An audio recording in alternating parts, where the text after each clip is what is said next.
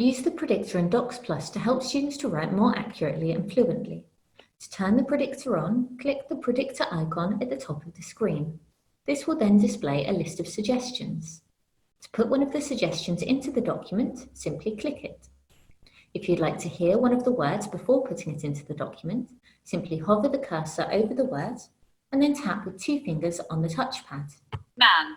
You can then left-click to put the word into the document. While you type, the Predictor will suggest different words. If you misspell a word, it will suggest words based on the sounds of the letters that you type. These will be displayed in grey.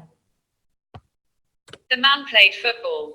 If you are using the on-screen keyboard or a word bar while using the Predictor, it will move to sit above it.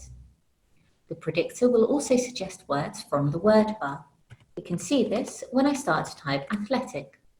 This is now offered in both the Predictor and the word bar. To change the settings for the Predictor, go to the Options tab at the top of the screen, Suggestions, and choose Predictor. Here we can choose whether we want to use the sounds like prediction. We can choose whether we'd like the Predictor to suggest the next word before we start typing it, and the size of the vocabulary database. Going back, we can also choose how many words are displayed in the Predictor from 3 to 8, and the size of the display.